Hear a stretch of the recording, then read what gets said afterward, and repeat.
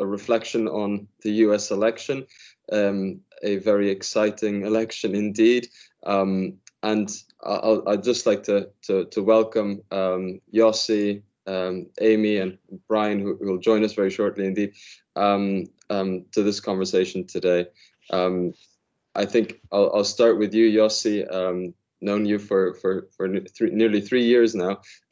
So while we know you as Yossi, I'll try to do justice by giving everyone a good idea of your expertise. Of course, you're a lecturer at Regents in International Relations, and a frequent contributor to media sources around the world on all kinds of issues of international relations, typically and especially on Middle Eastern relations. But recently, as we've spoken about, you have been also commenting on the US presidential election. I'll give a plug on your behalf. There is an article out this morning on Arab News called Key Takeaways from the US Election. I recommend everyone to read it. It's a wonderful read, and I'm sure that you'll be speaking to those points you make there today as well. Next, we have Amy Pope. Hi, Amy. Amy is an associate fellow of the US and Americas program at Chatham House. She's also formerly the US Deputy Homeland Security Advisor for the President Obama administration, and is a partner also at Schillings, the law firm. She has ample experience also in the legal side of US politics. I believe you served also for members of the US Senate, and we'll undoubtedly hear some really interesting points from you today, particularly also how the recent developments on the courts in the United States and the ongoing litigation of the Trump campaign. And lastly, I'm not sure if he's joined us quite yet. We have Dr. Brian Klass. He is an associate professor at UCL.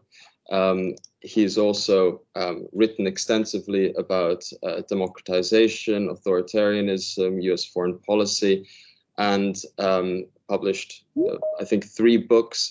He's also a columnist for the Washington Post and frequently advises US political campaigns, NATO, the European Union.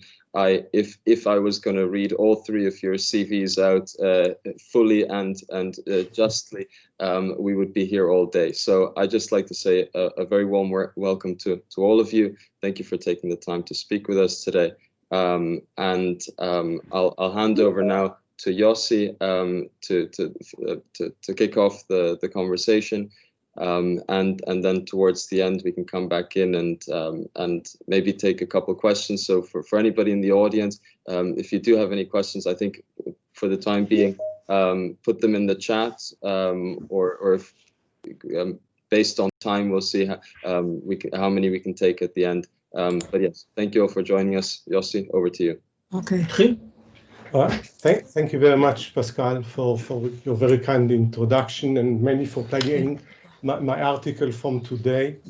I'm sure we'll find some even more perceptive comments from our speakers today. And welcome everyone for joining us today, and especially warm welcome to Amy and Brian, as we appreciate very much that you give generously your time today. I know how, especially in the last few weeks, and definitely from last Tuesday, with plenty of interviews everywhere, and your opinion is very much sought after. Okay. We all had some sleepless night, I'm sure you too.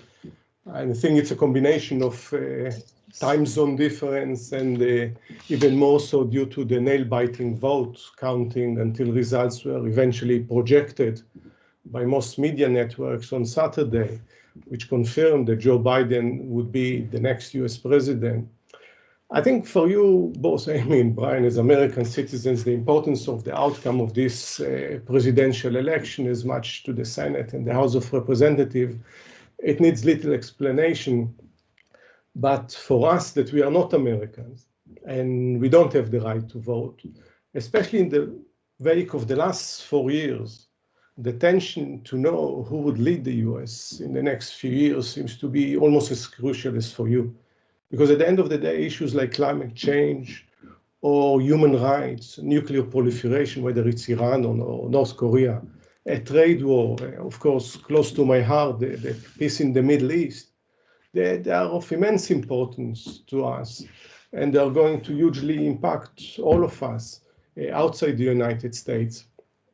And I think you are the one with the privilege of voting in US election, though maybe this should be rectified, and everyone that impacted by US politics should have the right to vote in the US, not that I think is going to happen soon. And to a large extent, I think, and it will be interesting to hear from you, Amy, first, and then from Brian, that we outside the United States, rightly or wrongly, look up to US leadership. And sometimes I wonder, is it because the wonderful leadership that at times, actually, I'm not saying that in a sarcastic way, I mean it, that US have shown in the past great leadership, including the administration that you served, Amy. But also I ask myself sometimes, it is because I will wear my European hat. For instance, we as Europeans sometimes relinquish our responsibilities as in leadership. So I think, just to open this kind of topic of American leadership, but I think that's enough for me. And let's move to our speakers, that each will have 10 minutes opening remarks followed by Q&A. And please put as many comments in the chat, preferably in the form of question, and raise your hand if you would like to ask questions. So welcome, Amy, and it's over to you. Thank you, and thank you so much for inviting me to participate in this conversation. It's a good one, and we didn't know what the outcome would be when you invited me, yet I committed to it, so it shows how much I like and respect you, Yossi. So a couple of things. One is that the election played out in many ways the way we thought it would. And I think that's important to note because there's been a lot of talk about whether or not Biden didn't run a great campaign because he didn't win Florida or didn't win by a landslide, whether what Trump is now doing is going to wreak havoc, whether this was unexpected or unanticipated and how the transition will go. But I think it's really important to note at the outset that in many ways, this is exactly what was predicted. It's just, I'm not sure anybody kind of knew what it would feel like. So in the first instance, from the campaign itself, the key issues, the key states were always going to be the Rust Belt states, Michigan, Pennsylvania, Wisconsin, the states that had traditionally voted for Democrats, but Trump really surprised everyone by winning a tremendous amount of support in those states. And as a result, that is really where Vice President Biden focused his campaign, basically winning back the support of those voters. And no one really thought that Florida was going to be a big win for Biden. In the last days, the polling sort of suggested that might happen. And I think a lot of Democrats got really excited and got in kind of over their skis. And so when that didn't happen, there was a lot of anxiety, but really not necessarily well placed. So we recognize that was going to be a close race. Everyone should acknowledge that this is not just about Trump. There are much more significant in American society. My personal view is that this comes down quite a lot to globalization and the fact that it's very significant segment within the United States believes that the world is moving on without them, that they're unhappy about their jobs, their opportunities, the economy, and they believe that Trump was speaking for them. So, that is the kind of the huge takeaway from this election is that there's still a very significant number of Americans who are unhappy with the outcome, who very much liked President Trump despite seeing him in action, and that to be successful, a President Biden will have to reach across the aisle and do an awful lot of work to build bridges to those communities if he's really going to help unite the country. A lot of people ask, what does this mean in terms of a Biden agenda? How much can he accomplish? Is he going to be really hamstrung by the fact that the Senate didn't go his way? And the answer is kind of. So in truth, there is a lot of room for a president to act even if he doesn't have both houses of Congress. That is most true when it comes to foreign policy. So the executive branch is vested with a tremendous amount of authority when it comes to foreign policy, foreign engagement, with a few exceptions. For example, the Senate provides advice and consent on treaties. But other than that, the president can really set his foreign policy agenda without a lot of interference from the Congress. Now, that's good news and that's bad news. I mean, the good news is that President-elect Biden will be able to set a much more traditional American policy agenda where, once again, the United States is taking a leadership role on a wide range of issues, starting with COVID and climate. Those are probably the 1 and 2 issues where we'll see a significant U.S. re-engagement.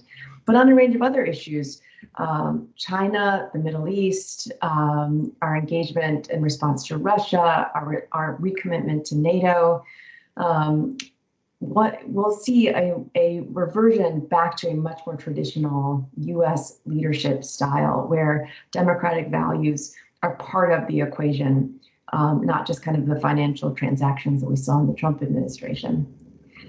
That said, the president will have real getting through a very ambitious domestic policy. So, for example, on issues like healthcare, getting a public option, or on infrastructure, or on kind of any major other domestic policy platform, immigration, for example, he'll have a really hard road to hoe. And in fact, he'll likely be hamstrung in many, many ways. And I don't anticipate that he'll be able to really accomplish a lot in terms of broad domestic legislation. Now, there might be a couple of exceptions that Republicans are certainly feeling pressure to work with the president on issues like the economy and making sure there's a robust response to what COVID is doing to the economy, but it will be much narrower than what the Democrats have really sought. And then there's one final, and this is a little bit wonky, place where the president can make a big difference, and that's in the bureaucracy itself. So President Trump really departed from traditional American leadership style in that he did not appoint all of the various members of the departments and agencies who could have been acting for and speaking for the President of the United States. And in some cases, very, very publicly, he would undermine the positions and voices of those who were charged in those positions.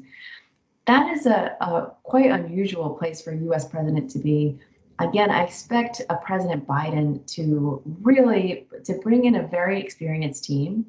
The good news is a lot of people who worked with President Obama, or a lot of people who worked with President Biden or Vice President-elect Biden over the years when he was the chair of the Judiciary Committee and Senate Foreign Relations Committee. Those folks are very likely to come back into a U.S. government. They're very likely to be confirmed to positions and very likely to be advocates for the president's vision and policy. So it's not just the president who's been elected, it's a whole team of very seasoned and experienced advisors. That's good news in terms of what the president can accomplish. So I'll just kind of leave it there. I'm sure we'll have a lot to talk about, but just kind of a sense of what might be on the horizon. One last point, actually, before I finish. There are lots of questions about refusal to concede and what that means. In the short term, the president-elect has a team who's working on transition. They're coming up with plans to implement the president's vision. There will be some bureaucratic wrangling here. They may not be able to get into the departments and agencies to begin the kind of smooth transition we'd expect. But that said, I have full confidence that the checks and balances will work here. If the courts ultimately have to get involved to certify the results of the election, that isn't out of the realm of possibility. And then when it comes to January 20th, there will be a smooth transition of power, and the person who was elected will become the president, and the person who's no longer the president will be escorted out from the White House if that's necessary. So there you have it. Back to you.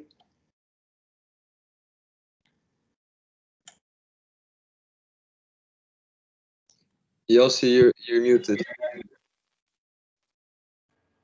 Sorry. So thank you very much, Amy, for this kind of broad overview. Just as a thought, when you say because of the stalemate in the Senate that President Biden will move and concentrate on foreign affairs, how this is going to pan out in 4 years in the next election, say against the Democrats are not interested in what's happening at home. How do you actually bring and address those who feel disenfranchised and disenchanted and voted for Trump? But maybe we can discuss it later. But thank you, and let's move to Brian. Welcome, and the floor is yours. Great, thank you very much. So I think, I'm going to pick up where Amy left off in terms of that peaceful transition of power aspect, because I think one thing that's really important to think about is how this election has shown the weaknesses and the strengths of American democracy and how those might look going forward. So I think that the strengths of American democracy have been on display in the sense that the election actually went very well.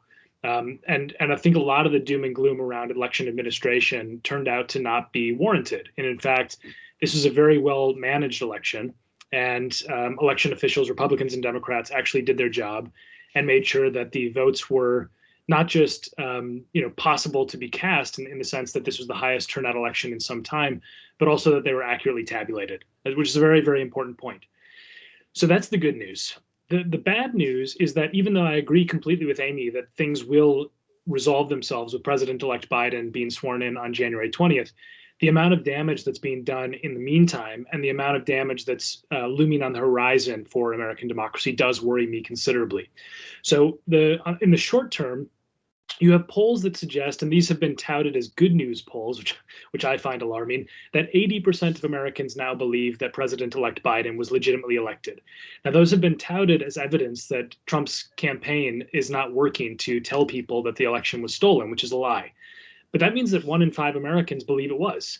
And if you look at the Republican Party as a whole, you're looking at 75 to 85% of people who say that this was an illegitimate election, with no evidence, right? I mean, this is the astonishing thing. There's been literally no evidence of voter fraud.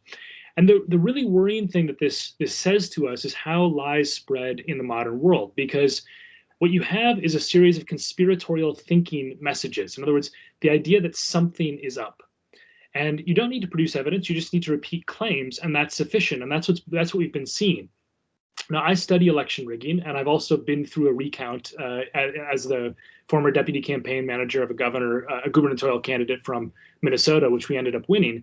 And so I've been in the trenches of these recounts, and I've also studied election rigging around the world. And I will say to you, the evidence for voter fraud does not exist in the United States in any widespread way.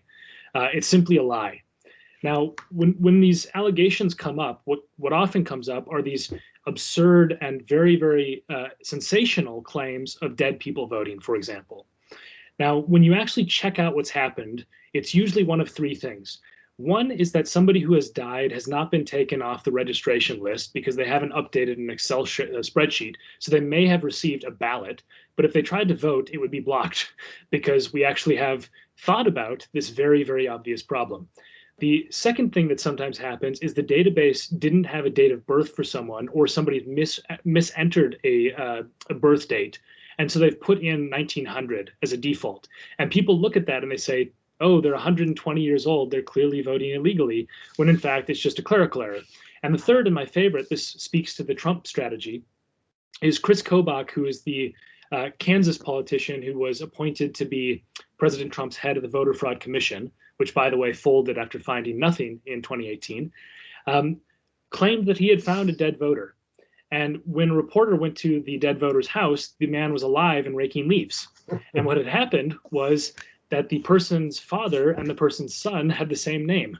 And Chris Kobach had mixed them up. And this speaks to exactly what's happening right now, right? That these sensational allegations are going to spread. They're viral in the news. There was one case where there was supposedly video of somebody loading up ballot boxes into a truck. It turned out it was a local news reporter loading a camera into his news van, right? So the point is that none of this stuff is real, but a significant chunk of one of the two major parties in the country believes it's real. They also believe that Donald Trump is the best thing to ever happen to US politics, despite his significantly authoritarian bent. And what I'm talking about specifically is attacking the press, violating every ethics rule under the sun, appointing family members and cronies to positions of power, scapegoating minorities, lying constantly, all these things that are anti-democratic with a small d, not a capital D. And if you have a significant chunk of the population that believes not just that that is acceptable, but that that is actually desirable, and then buys into the idea that the election was stolen, you've got a problem if you're a democracy. And then you compound on top of that all the structural issues that predate Trump. And this is gerrymandering, money in politics, the electoral college, the fact that in 20 years we're going to have something like half of the country have 14 Senate seats out of 100. Right? These are structural problems that are not going to go away when Trump is out of the White House. So I think this is sort of one of these things where we've started to do a postmortem only a little over a week out. And we haven't taken fully stock of the fact that on the one hand, our democracy performed admirably in the election conduct. And on the other hand, there are serious threats to the future of democratic institutions and democratic processes in the United States. And I think this is something that to leave things on a slightly downbeat note, unfortunately, the thing that really worries me looking forward is that Trumpism, as a critic of it, I hate saying this, but it is potentially a winning strategy.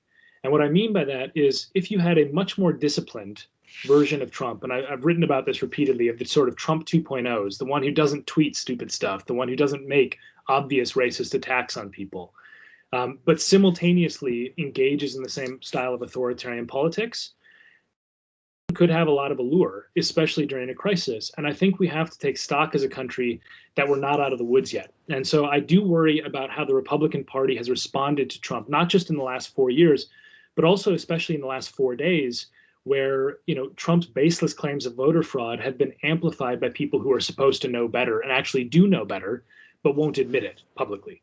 And so I think when you have one party that is not just admitting, not just itself to be co-opted by authoritarian populism, but is actually cheerleading for an authoritarian populist figure as they lie to the American public, that is not something that we should celebrate. So I think this is a nonpartisan critique of how democratic institutions are under threat, and this election was in some ways a canary in a coal mine. The canary is alive, but it is suffering, and we should pay attention to it. And with that, I will turn things back to you. Thank you very much, Brian, with this. I will open now the floor to questions. So if you either put in the chat, and I suggest actually, why won't you, whoever wants to ask a question, just put your hand and talk to the microphone, because there are some question in the chat, but I'm sure you can present your case better than I'm just reading from the chat. It will make it a bit more, a bit livelier.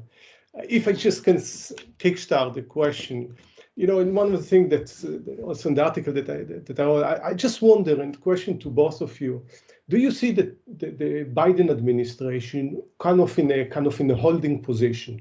Because most likely it's going to be one term, which can be an advantage and a disadvantage at the same time, because you don't need to think about a second term.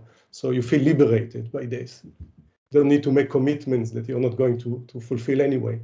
But the question, if you can see actually quite a radical approach in the 4 years, or it's more about salvaging, stabilizing, restoration, and take it for maybe an Obama upgrade, if you like, or not.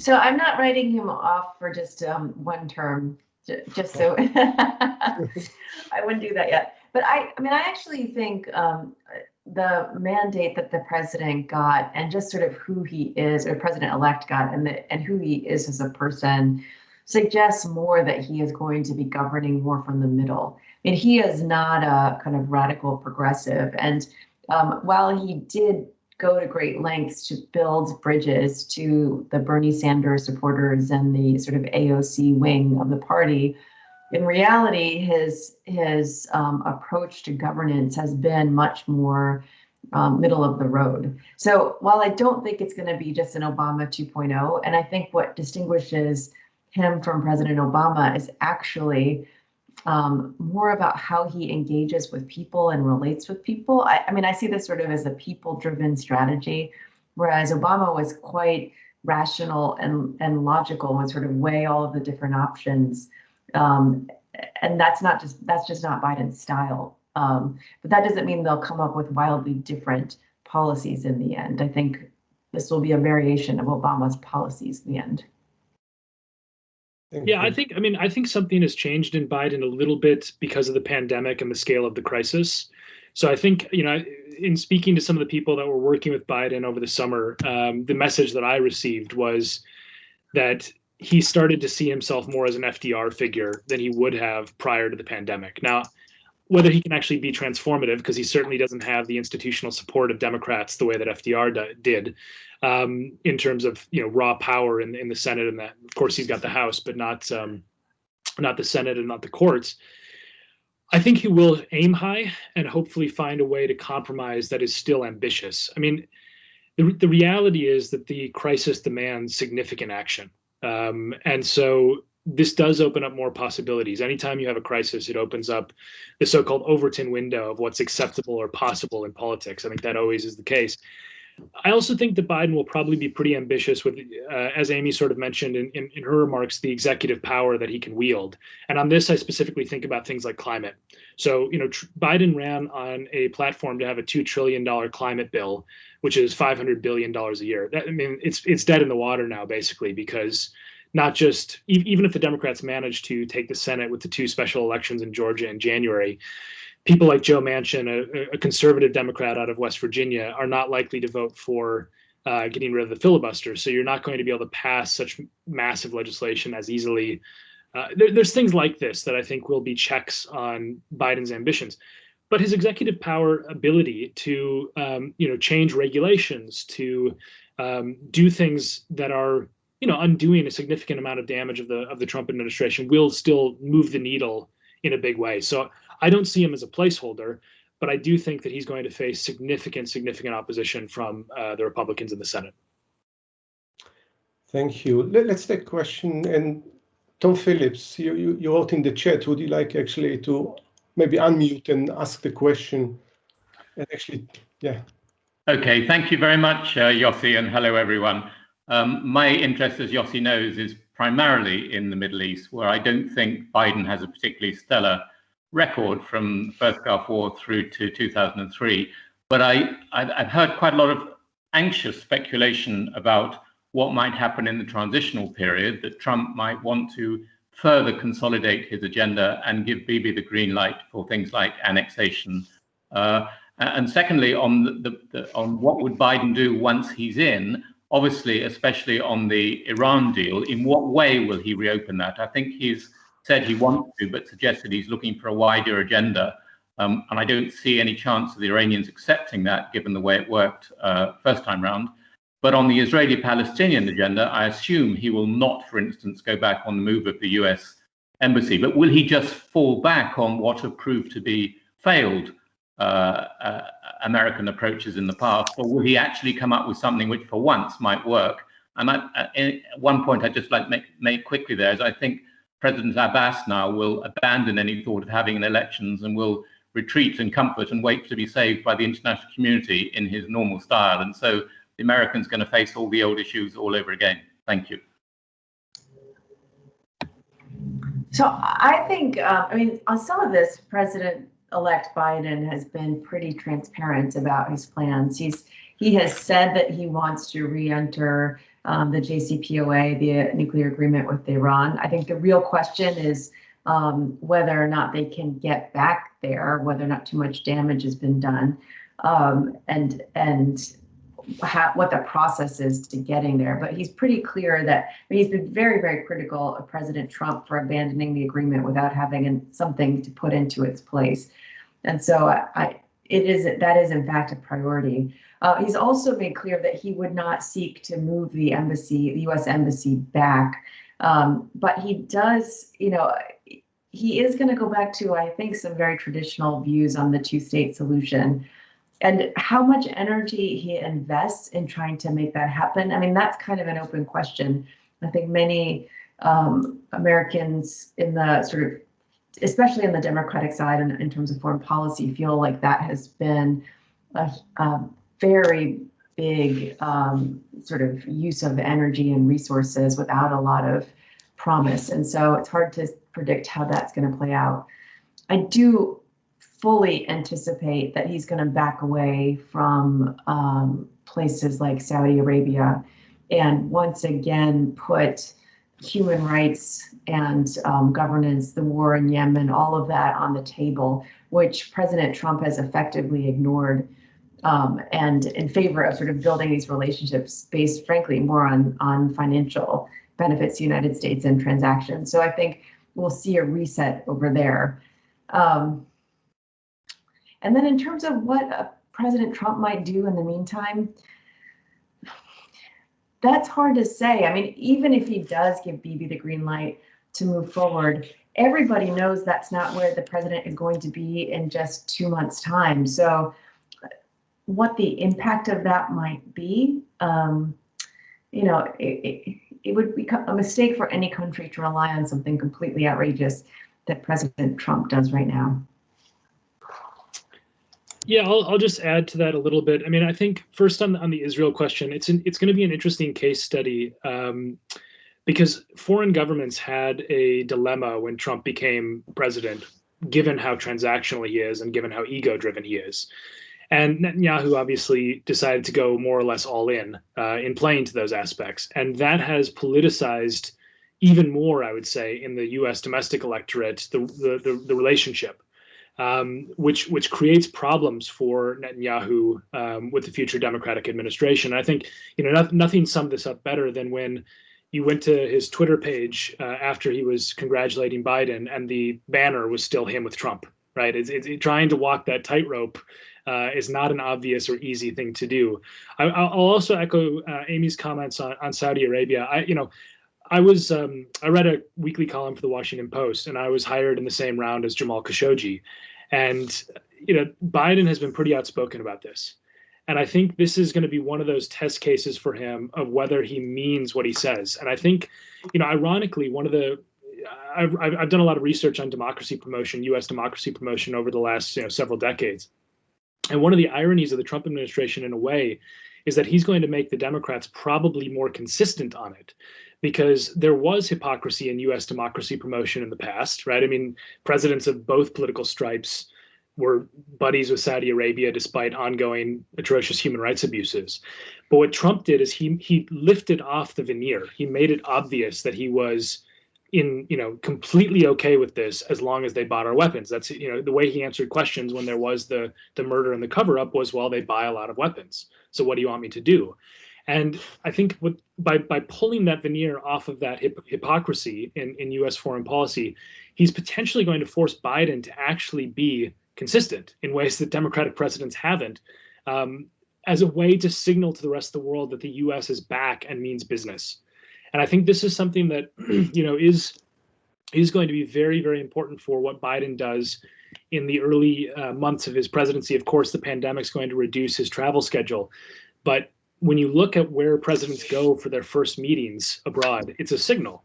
And the fact that I believe Trump first hit foreign soil in Saudi Arabia and did that classic sword dance and then touched the orb, with all the sort of foreign despots that soon became his best friends.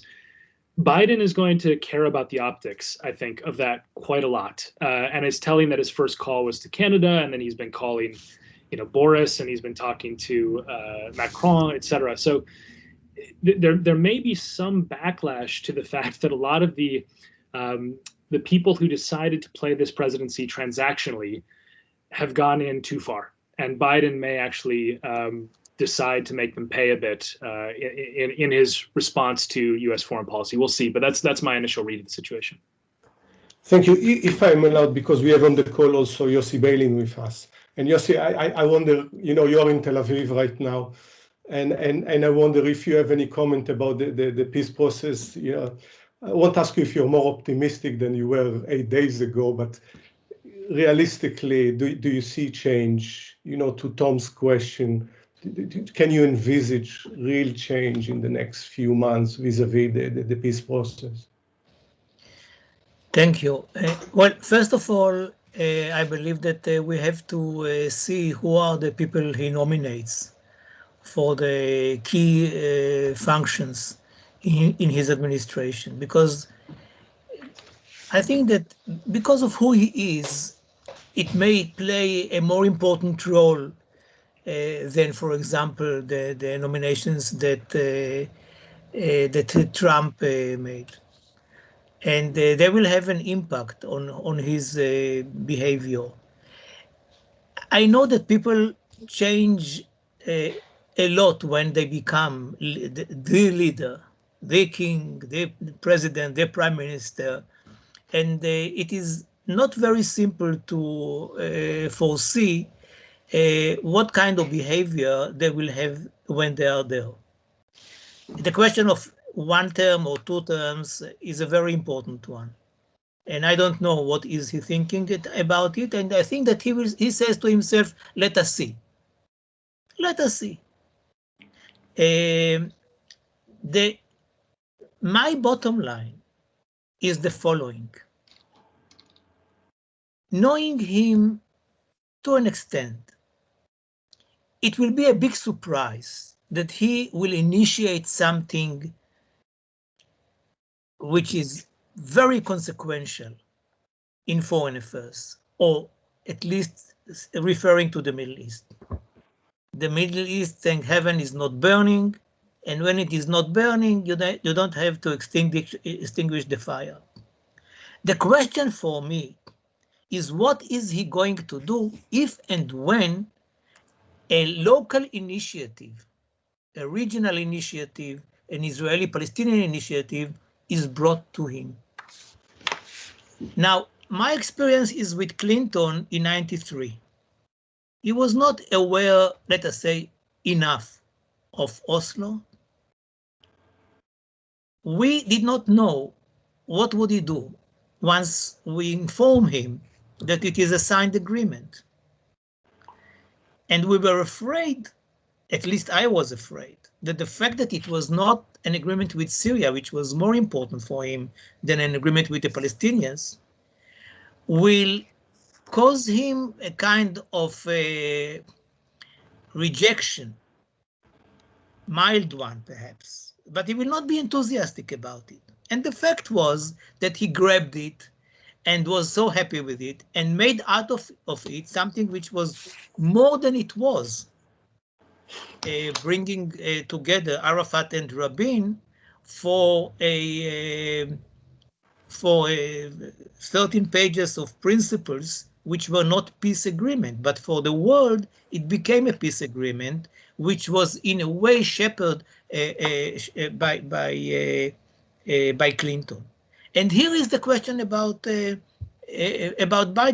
For sure, he wants to have a legacy and an impact on the world, and not just to be a kind of a leader who became as a compromise the president of the United States, because there was nobody better than him at the time.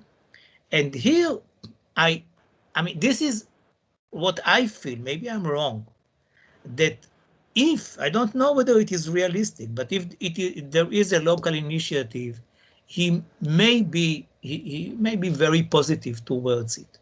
And for me, with my modest expectations, it is more than enough. Thank you, Yossi. And I think, yeah, we'll watch this space too, of both on Iran, on Israel, the Israeli-Palestinian relations. I think it's beyond the peace process. It's actually to salvage sometimes something of the relations in difficult time, I think, when it comes to leadership on both sides. Thank you. And let's move to Pascal. You have a question. Thanks, Yossi. I have a question about, so as we're reflecting on the US election, there was prime focus on the presidential tickets. But yesterday's Senate Republicans, when speaking to the press, mentioned that the predictions of this election, Amy, you said at the beginning that the predictions seemed to be right. They were right on the presidential level, that's for sure. But on in the legislative branch, both on the federal and state level, it doesn't seem to be so. And one of the Senate Republicans yesterday actually said it was not less of a blue wave and more of a blue ripple at most. So I've got two questions. First is, what did those predictions get wrong about the political landscape on those levels? And the second is that one of those Senate Republicans was the leader, Mitch McConnell. And there's been a lot of talk among commentators saying that Joe Biden's history working with Mitch McConnell in the Senate goes back a long way, and that might open up some room for bipartisan work. Given that the initial predictions were wrong this time round, how realistic are those hopes of bipartisan legislation going forward? So I can take a stab at it. I mean, I think the interesting thing is, if you'd asked people 6 months ago whether or not the Democrats would have taken the Senate, there would have been a lot of skepticism. And that's even after the pandemic started, and once it was clear the president did not have his arms around a terribly effective solution. I think the polling at the end got people very excited that maybe there was a way to take the Senate. But I mean, in the end, that didn't really prove to be true, the same way that it didn't prove to be true that this was a significant landslide. The seats that the Democrats expected to take, Arizona and Colorado, they took. The one they expected to lose, Doug Jones in Alabama, they lost. And the rest are a bit of a crapshoot. The one significant takeaway is the fact that Georgia is going to a runoff for both seats. I mean, that is unexpected in some ways. I mean, that is actually a significant change, and the fact that Georgia went to, or it looks like it's going to go to Biden, is also a significant change. So, you know, that does mean that President Biden will have to rely on his relationships, and they do exist. I mean, I can tell you, when I was in the White House, on more than one occasion, I'd walk into his office and he'd be on the phone with someone like Mitch McConnell, wishing him a happy birthday, just checking in on him, not talking about politics, just kind of asking how things were going and how his life, you know, just a very friendly, warm conversation. And he does have those relationships that suggest to me that he is the most well-placed of anyone to be in this position at this moment in time. That said, there's going to be a lot of pressure from kind of the Trump base on people like Mitch McConnell not to compromise. And we saw it with President Obama. I was up on the Hill working for the Senate Majority Leader when we were negotiating Obamacare, and I saw senators who would normally support pieces of the legislation refuse to support it because it was coming from President Obama. So I won't be terribly surprised, although I will be disappointed if that's where we end up. Yeah, I'll just add just a few points. I mean, one of the things on the polling, there were significant errors. I mean, this is a worse error than 2016, almost certainly, and that was already a pretty bad error. And in some states, it was really bad. So, you know, Ohio, for example, was labeled a toss-up. I mean, Trump won it by 9 points, 8 points. Florida, Biden was up 2 points in the polls. He's going to have lost it by at least 3. It was never particularly close on election day. And some of the Senate seats, I mean, you know, Susan Collins, I would have guessed was in trouble, and she won, as well as Cunningham in North Carolina. So there's a series of mistakes, and there were also some poor strategic decisions by Democrats. I mean, the amount of money that poured into Kentucky and South Carolina to try to defeat Mitch McConnell and Lindsey Graham was just staggering. I mean, we're talking, I think it's well over $100 million that was wasted on those races that were not even close. So I think Democrats need to think about that carefully in terms of how they allocate their funding. Why did this happen, I think, is a much trickier question. My initial hunch is that the 2016 corrections actually worked to an extent in the sense that the problem that 2016 had was they didn't weight by education, so they undercounted non-college educated white people in rural areas. They fixed that this time, and now my hunch, and it's a week and a day after the election, so this is probably wrong, but this is my initial read of the situation, is that Trump's attacks on the press were so effective with Trump's base that when you call and identify that you're with the ABC News Washington Post poll or the New York Times Siena poll, they hang up because they think that they're fake and they think that they're out to get them. So I think there's actually going to be an issue that pollsters are going to have. It's not about weighting or structural issues. It's like, fundamentally, do Republicans, Trump Republicans, which is now synonymous with the Republican Party, do they respond to polls? And, you know, it's sort of the same sort of issue that there was in sampling bias back in the day when, you know, Alf Landon was supposed to beat FDR because the only people that responded to the Reader's Digest poll were the people who were rich enough during the Great Depression to subscribe to the Reader's Digest, right? So they had this systematic polling error. And you may have something similar that's with us for the foreseeable future. In terms of the Mitch McConnell question, I mean, I'll just briefly answer it this way. I thought much more highly of Mitch McConnell before the Obama years. I thought less highly of him after the Obama years and during the Trump years. And now I have my fundamental read of the person is that principle does not matter, power does, and that is it. And I think the most obvious illustration of that is the way he dealt with the Merrick Garland appointment versus Amy Coney Barrett. I mean, you know, it's too close to the election, 237 days out, and then you approve a justice 8 days before the election. I mean, you know, it's the most naked, cynical power politics you could imagine. And so, yeah, I mean, if you'd asked me this question 4 or 8 years ago, Biden's chumminess with Mitch McConnell, I might have been optimistic. I mean, I don't know. I feel like I've been burned one too many times believing in the good faith of people like Mitch McConnell. And now I'm just going to say I don't think he's going to work for anything that's other than his self-interest and his party's self-interest. I think, Brian, for those of us who teach politics, it's the kind of things we want to teach our students not to do and hope that it won't happen. And you start politics probably with integrity and decency, and you would like to hope that you also end politics with integrity and decency. And as you point out here, probably this is not always the case. It's quite an example of this. Kathy, are you still on the line? Because you asked a question about Pompeo. Would you like to ask it? Hi, yeah, sure. How are you? This was super interesting. Thank you so much for your time. Yesterday, Pompeo said that there will be a smooth transition to a very confident second Trump administration. And when I was watching him, he seemed super calm, and that scared me a little bit because I feel like they have something up their sleeve. Although, like, I've been reading about the voter fraud and they have no base for that, but still, his calmness is frightening. What are possible scenarios that you think can happen? Thanks, Kathy. Brian, do you want to start with that one?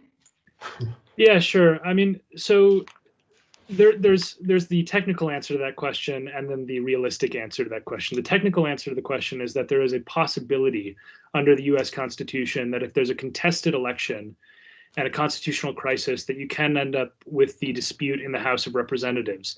And the weird thing about that is that the House of Representatives, even though it's controlled by the Democrats, would not actually vote in which each member of the House has a say. Instead, each state would have a delegation that would have a vote in the House.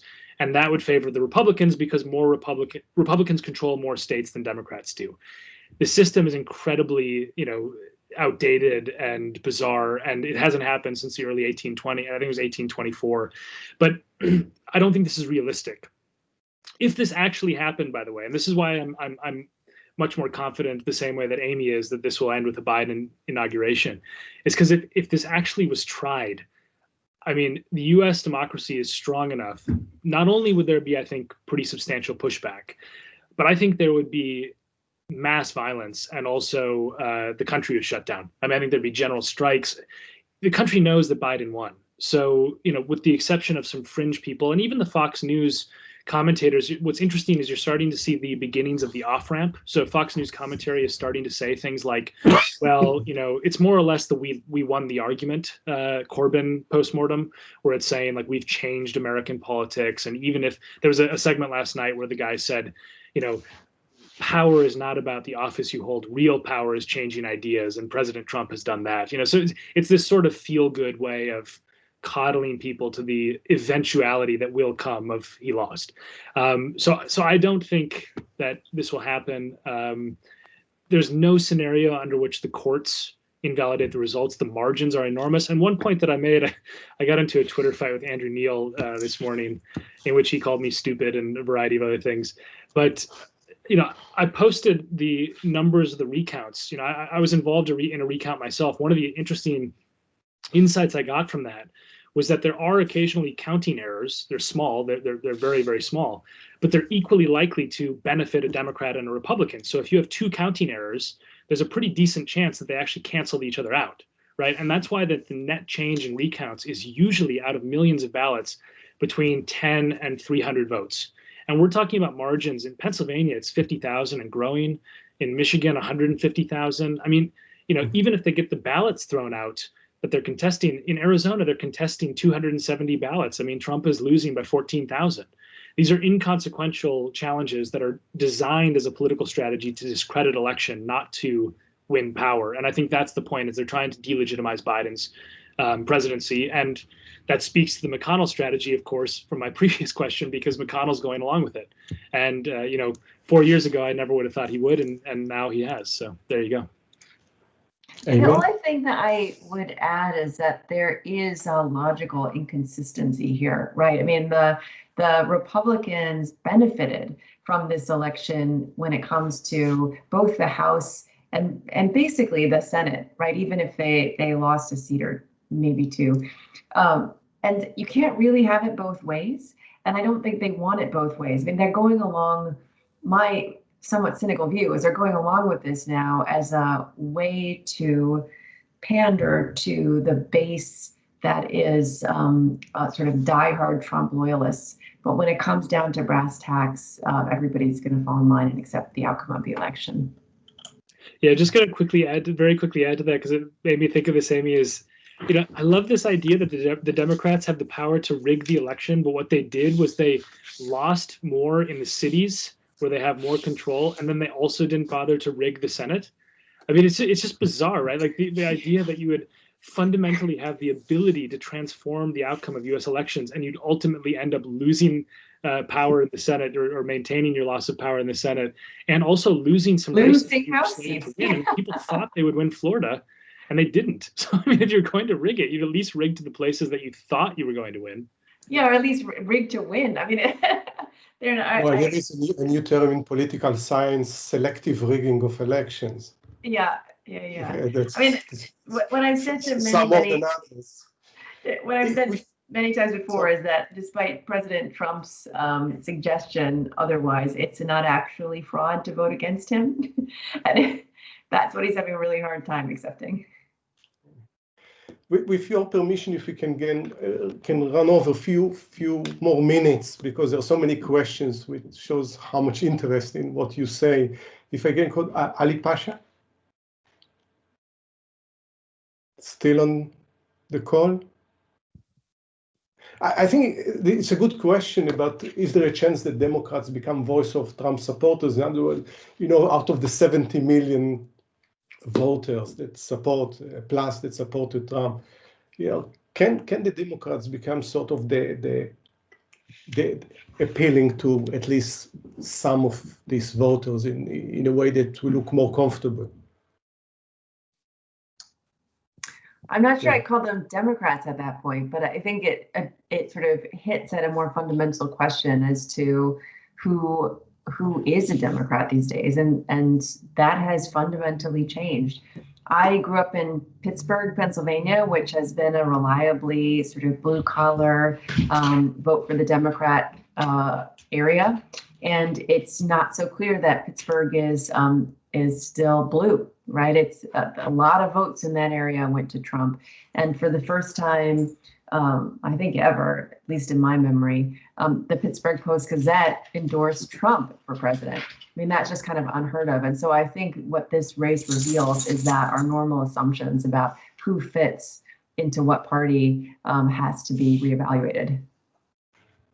Yeah, I think this is similar point, but what's basically happened now in a very short period of time is that the parties have been scrambled from what used to be more of a class-based division to a geography-based division. And you have, the Democrats are obviously the party of cities, the Republicans are obviously the party of rural areas now, and the suburbs are the deciders. And what happened in 2018 was a wave in the suburbs. The Democrats won. What happened in 2020 was, interestingly, a wave in the suburbs, but Democrats didn't have quite as much power because minority communities, to a certain degree, voted more for Trump, right? He did really well, for example, with some Hispanic voters in South Florida, ran up some margins with African-American voters in cities, et cetera. So what's interesting is this is another one of those, sort of my home state and what I found out from it, just the same as Amy with Pittsburgh, from Minnesota, where I'm from. When, even 10 years ago, the campaign I worked on, where I co-managed this campaign for governor, we won with both the city and this area called the Iron Range in northeast Minnesota, which is old union guys, basically. And they were diehard Democrats since World War II because they were the party of the unions, the party of the working class. And that is now deep Trump territory. It flipped in 2016. It is one of the safest seats now for the Republicans, interestingly, whereas it used to be the safest seat for the Democrats probably in the country. And so it's totally flipped this message. And what the Democrats are going to have to reckon with, I think, is not can you win back the rural areas. I don't think that there's a way to reconcile the city and the rural areas. They have different worldviews, different backgrounds, et cetera. But it's to make sure that the margins are not so bad. And the Republicans are doing exactly the flip, right? They're looking at Philadelphia and they're saying, we're losing 85-15. How can we make this 75-25? Because if you make it 75-25, you can win elections again. And the Democrats have the exact opposite problem in the countryside. So it's about the margins more than the actual winner in those areas. But it is true that there is a big geographic scramble in U.S. politics. Thank you. As we are running out of time, let's take last three questions together, collate them, and give you for some succinct answers. Ian, if you're on the call, and then Robert Thomas, and we'll finish with Pierre. Ian? Yossi, thanks. I mean, Tom Phillips sort of nailed the likely reaction of the Palestinian leadership, which is to sort of sit tight, don't have elections, and hope that the international community led by Biden will save them. I mean, what I hope is that actually Biden's going to force the issue and is going to say that is now unacceptable. Thoughts, over? Ian? You're muted. So I just sort of wonder whether the panelists would care to comment on whether or not Biden is going to have a very different view from the one which is anticipated by the Palestinian leadership. Thanks, Ian. Robert? Thank you, Yossi, and good afternoon, esteemed panel colleagues. Thank you for a really fascinating discussion. I suppose really it's just very sort of hopefully a quick, but it could be a very long question response required, but hopefully it's a quick sort of gut feeling. As I'm a British civil servant, and I know that the Brexit discussions have been ongoing in my own workplace. So I'm just kind of curious how you see a Biden administration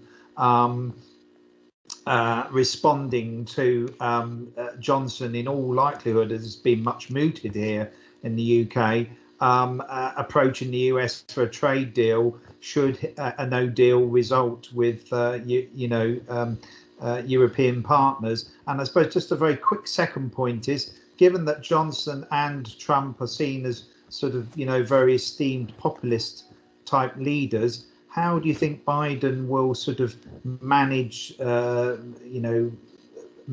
develop, if indeed, relations with populist leaders? For example, Bolsonaro, who I think has yet to actually acknowledge his victory. And last but not least, Pierre. Yes, thanks a lot, Yossi, and thanks for the very interesting discussion. Just the point I wanted to test was, we've seen how in all of your interventions and your comments, the elections showed and underlined that many of the assumptions that were being made about how things have developed over recent years inside the US, along the different partisan lines, but also just as the expectations in society were different from maybe what one had expected. What are some of the assumptions that you think are going to be there on the international stage? Because one could and I think people could be forgiven for thinking, with Biden returning, some of the things that used to exist will simply fall back into place, whether it's here in Europe, where you may have European leaders breathing a sigh of relief and hoping to get back to normal. My experience, however, is that it's rarely something that one goes back to. And so the question is, what are some of the assumptions that are out there that may be more challenging than what one first sees and observes as a President Biden steps into the White House and starts to re-engage with an international community that he's of course very familiar with, but that has changed in its relations and in some of the shocks it had to absorb over the last 4 years. Thank you.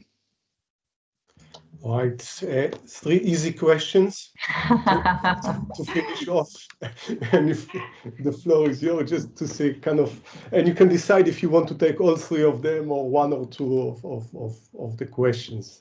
Shall we start with you, Amy? Yeah, I'll start with the question about what to expect in terms of U.S. global engagement. I mean, I do think in large part there is going to be a step back to the way things were. And that's because, in part, when he was vice president Biden actually did have a pretty substantial impact on the foreign policy of the United States. The president did lean on him for engagement in many, many parts of the world. And you know, I think we'll see that reflected moving forward. Now, there are 2 areas where Trump has been disruptive in ways that I think may still be carried forward. And one is with regard to NATO. I fully expect that a President Biden will recommit to NATO, but the movement that has been made to get the European governments, to get the partner nations to step up in terms of their financial support, I think will continue to be pressed. And that's because it was always pressed in the background, even under the Obama administration. It was really President Trump who made it, who was as vocal publicly. And also with respect to China, I mean, the President Trump has been very bombastic with regard to his approach to China. And in some ways, he's not been fully consistent, but he has hit on an issue that I do think President Biden will also want to push forward, which is many of China's anti-competitive practices, particularly when it comes to trade. And while he might have a slightly different approach, and while I hope he has a more sort of strategic framework for engaging China, I do expect that there's going to be further pushing on China, much along the lines of what we've seen. And then I know there's been so much talk in the UK about the Boris-Joe Biden relationship. In general, I don't expect that is going to be a major issue. Joe Biden has made clear that the key issue for him with regard to Brexit is actually about honoring the Good Friday Agreement. As long as we're not seeing the return of a hard border, I don't actually think this is going to be a major problem. And he's going to approach the relationship professionally. The United States wants a good and strong relationship with the UK. It's in both of our interests. And it's not going to come down to personality the way we've seen with this last president. Thank you, Brian. Yeah, I'll quickly weigh in there. I'll start with the UK-US relationship and then end with the third question. I'm not going to deal with the first question, unfortunately. I don't know internal Palestinian politics right now at the moment. So what I will say is the UK-US relationship is one where I've been baffled by some of the narratives around it, where people say Biden will be bad for the UK. What's odd to me is you sort of say, what has Trump done that's been good for the UK, right? I mean, core issues that the UK government cares about in foreign policy, climate change, the Iran deal, the way that it approaches China, not in sort of, the bull in the China shop approach, but rather trying to strategically constrain it. There's lots of things that the Trump administration has done that have been antagonistic to UK goals. What he has done, and this speaks to the trade deal issue as well, is he's said things that are good for headlines for Boris. He said, we will have a quick UK-US trade deal. Well, did they? No, they haven't. And it's not going to happen, right, in the next 70 days. So a lot of this has been about the UK putting way too many eggs in this trade deal basket, which, by the way, I spoke to the Department for International Trade. I gave a briefing about this, and privately, all the people I spoke to, I don't know if that's where you work in the civil service, but privately, all the people I spoke to were like, we know this, we know it's not going to happen. We also know that tariffs are reasonably low between these two countries, and our own government says that this is 0.16% of GDP over 15 years. But as far as a tabloid headline, UK-US trade deal, global Britain, is very attractive for Boris. And so, it's a silly way to approach US-UK politics. This is not the main thing that's going to affect British outcomes going forward. What will is having a president in the White House who cares about the same things the UK cares about, including the international order, NATO, climate change, adversaries around the world, et cetera. And Biden is not transactional. He believes in those things. I mean, heck, he helped build the order, right? Because he's been in politics for nearly 5 decades. So I think this myth of Trump House somehow being good because he says nice things about the Queen and promises a trade deal that never materializes is a fundamental misread of UK-US relationships. Other than this, I mean, I think that the question about the sort of foreign policy of the U.S. in general, the one thing where you get to a very good, you're making a very good point about how it may not go back to how it was, is that I don't know if Europe appreciated how much Obama tried to start the pivot towards Asia. And I think this will continue in a Biden administration where, yes, the special relationship will still be special.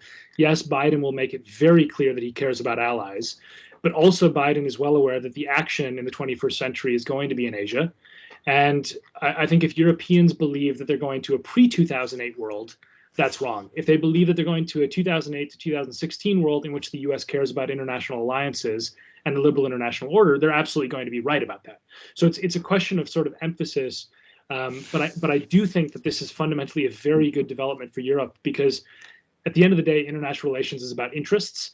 And Biden will act on U.S. interests, which align with European interests. Trump acted on personal and political self-interest, and that didn't align with most European countries' national interests. So my read is this is a much, much better situation for European allies, and that even if the trade deal doesn't materialize, Britain will be much happier than it would have had Trump won.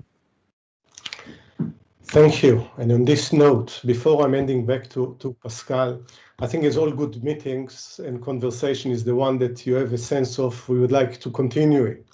And I think thanks to the audience and the great question, but mainly for both our speakers, Amy Pope and Brian Klass, which I think just fascinating input. And I think you have enlightened all of us. And I think we'll watch this space for the next weeks and months and probably years to see what has changed. So thank you so much for that. And over to you, Pascal. Yeah, I'll just echo that as well. Thanks so much to Amy, Brian, Yossi for all your insight. I think today's been a really wonderful session. I'm gonna plug your article again. Go check out that new article, the latest from Yossi. And thanks all for tuning in today. Yeah, have a good afternoon, everyone, or morning or evening, wherever you are. Thank you. Everyone. Bye-bye. Thank you. Thank you so much. See you all soon.